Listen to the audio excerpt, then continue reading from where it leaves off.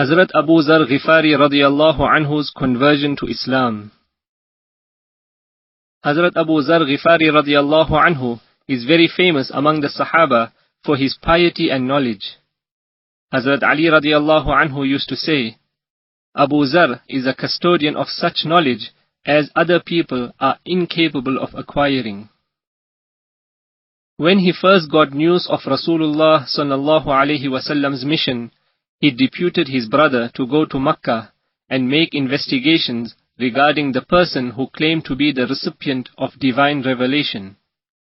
His brother returned after necessary inquiries and informed him that he found Muhammad sallallahu alaihi wasallam to be a man of good habits and excellent conduct, and that his wonderful revelations were neither poetry nor soothsayings. This report did not satisfy him, and he decided to set out for Makkah and find out the facts for himself. On reaching Makkah, he went straight to the Haram. He did not know Rasulullah sallallahu alaihi wasallam, and he did not consider it advisable, under the circumstances prevailing at that time, to inquire about him from anybody.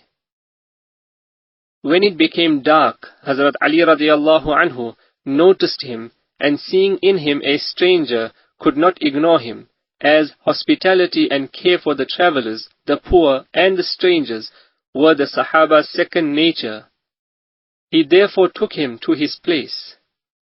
He did not ask him about the purpose of his visit to Makkah, nor did Abu Zar radiyallahu anhu himself disclose it. Next day, he again went to the Haram and stayed there till nightfall without being able to learn who the Prophet sallallahu alaihi wasallam was.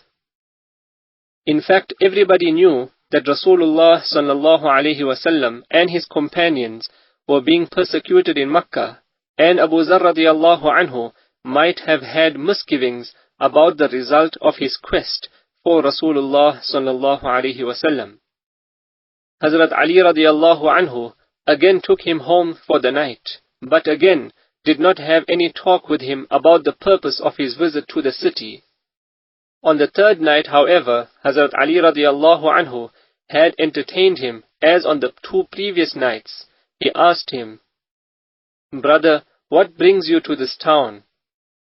Before replying, Hazrat Abu Zar radiyallahu anhu took an undertaking from Hazrat Ali radiyallahu anhu that he would speak the truth, and then he inquired from him about Muhammad sallallahu alaihi wasallam.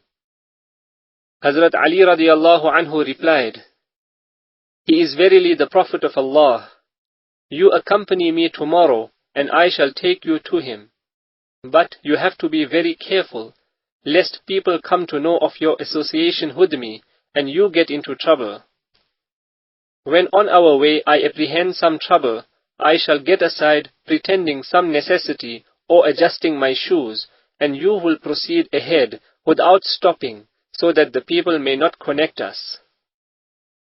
The next day he followed Hazrat Ali radiyallahu anhu, who took him before Rasulullah sallallahu alaihi wasallam. In the very first meeting he embraced Islam.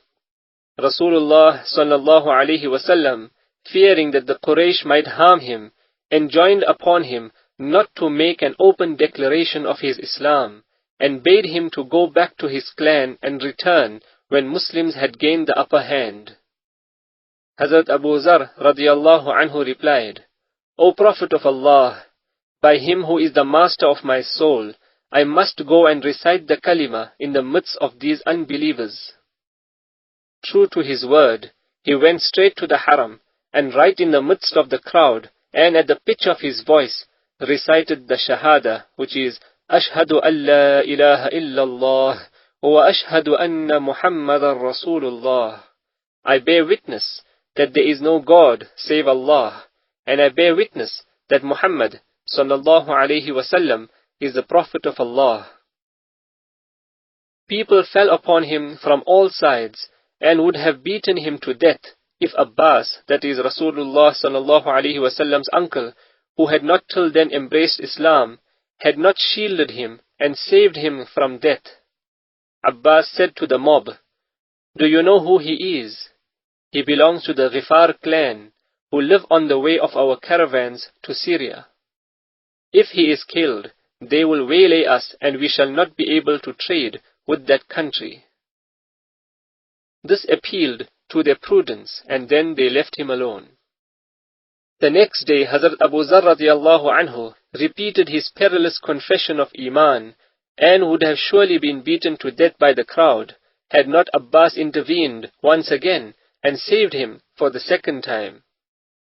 The action of Hazrat Abu Zar radiallahu anhu was due to his extraordinary zeal for proclaiming kalima among the disbelievers, and the prohibition by the Prophet sallallahu alaihi wasallam was due to the soft corner in his heart for Hazrat Abu Zar radiallahu anhu, lest he be put to hardships that might prove too much for him. There is not the least shadow of disobedience in this episode, since Rasulullah sallallahu alaihi wasallam himself was undergoing all sorts of hardships in spreading the message of Islam. Abu Zar radiallahu anhu also thought it fit to follow his example rather than to avail of his permission to avoid danger. It was this spirit of Sahaba radiallahu anhum that took them to the heights of material and spiritual progress.